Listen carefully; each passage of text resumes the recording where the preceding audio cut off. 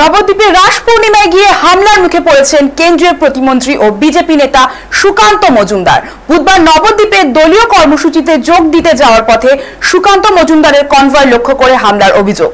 ওই গাড়িতে বিজেপি জেলা সভাপতি ছিলেন বলেই খবর।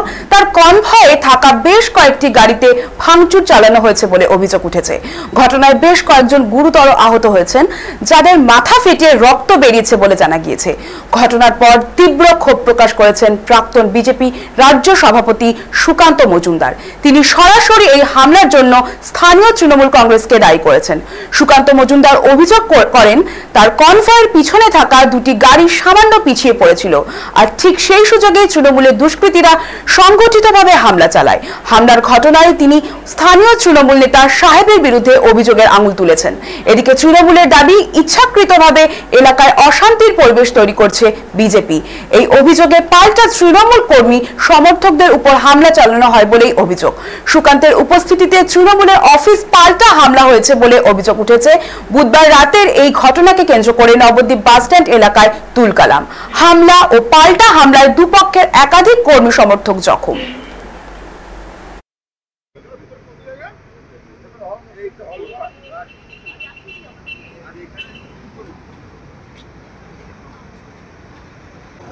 লুকিং গ্লাসটা ভেঙে দিয়েছে, একদম শেষ করে দিয়েছে লুকিং গ্লাস।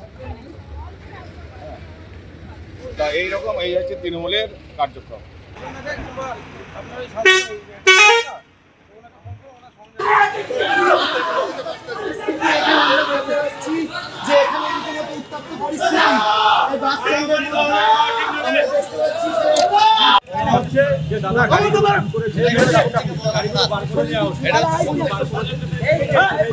যখন আমরা বড় সভা মার ওখান থেকে বেরিয়ে আমাদের সরকারপাড়া বুক স্টলের দিকে যাচ্ছিলাম, সেই সময় আমরা জানতে পারি যে আমাদের কনভয়ে দুটো গাড়ি বা তিনটে গাড়িকে তারা পিছিয়ে পড়েছিল, অন্য রাস্তায় ঢুকে গেছিল।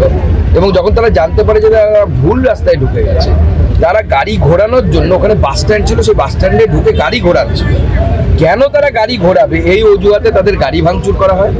আমাদের জেলার এই দক্ষিণ জেলার যিনি জিএস শ্যামাপদ বিশ্বাস, তাকে মারধর করা হয়।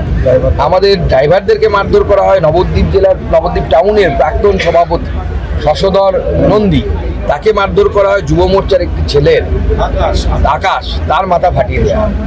এবং আমাদের উত্তর নদিয়ার জেলা সভাপতির গাড়ি, তিনি সৌভাগ্যবশত আমার গাড়িতে ছিলেন, গাড়িতে উপস্থিত ছিলেন না, কিন্তু ওনার গাড়ির পুরো উইন্ডস্ক্রিনটা ভেঙে চুরমার করে দেয়, ড্রাইভারকে মেরেছে। এই ধরনের ভয়ঙ্কর পরিস্থিতি, যেখানে গণতন্ত্র নেই, শান্তি শৃঙ্খলা বলে কিচ্ছু নেই, অ্যাডমিনিস্ট্রেশন বলে কিচ্ছু নেই, করার একটা চেষ্টা করা হচ্ছে। শোনা যাচ্ছে সাহেব বলে নাকি কোনো একজন তৃণমূল নেতা আছে যে বাস স্ট্যান্ডটা সামলায় মানে ওখান থেকে করে কমবে খায় আর কি, চুরিচাবাড়ি করে খায়, তার নেতৃত্বে এই ঘটনাটা হয়েছে। আমরা পুলিশকে বলেছি, আইসি আমাদেরকে কথা দিয়েছে যে ভরসা রাখুন, তিনি আমাদের জেলা সভাপতি কথা দিয়েছেন উনি নাকি ব্যবস্থা করবেন।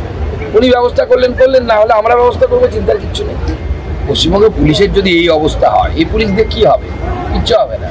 পুলিশকে দলদাসে পরিণত করেছেন মমতা বন্দ্যোপাধ্যায় এবং তার দল। দেখুন, জলময়ী বক্তৃতা মঞ্চে দেওয়া যায়, কিন্তু তার রেজাল্টটাকে তাকে তো ভোগ করতে হবে। এখানে বলছেন পুলিশের গাড়ি পুড়িয়ে দিচ্ছি, আগামী দিনে এই হবে ওই হবে, সবাইকে যদি এই জ্বালাময়ী বক্তৃতা মঞ্চে হাততালি করা যায়, বাস্তব ক্ষেত্রে পাবলিক তো হোস্টাইল হয়ে যাচ্ছে। সেই পাবলিকগুলো তো আমাদের কোনো ইনস্টিগেশন নেই, তারা স্বতঃপ্রণোদিতভাবে দেখছে, এসআইআর করছে, হ্যাঁ, মানুষের উপর দিয়ে একটা রোলার চলছে। মানুষ তো এখান থেকে সবাই মানে একদম ফুঁসে উঠছে। সুতরাং এই জনগণের যে ক্রোধ, এটাকে সামলানোর জন্য দায়িত্ব সবই তাদের। তারা যেরকম বলবেন, মানুষকে নিয়ে পরিচালনা করতে যাবেন, মানুষ রিয়াক্ট করবে, এটা তো স্বাভাবিক। এর সঙ্গে তৃণমূলের কোনো সম্পর্ক নেই, তৃণমূল এটা নিয়ে কোনো প্ররোচনাও দেয়নি। তারা এখানে কৃষ্ণনগরে সভা করে গিয়েছেন, কোনো ঘটনা ঘটেছে? যদি কোনো ঘটনা না ঘটে থাকে, তাহলে নবদ্বীপে নিশ্চয়ই কিছু ঘটনা ঘটিয়েছেন, মানুষ উত্তেজিত হয়েছে, জনতা ক্ষিপ্ত হয়েছে, সেই জন্য তার পরিণতি হচ্ছে জনসাধারণ যেটা মনে করেছে।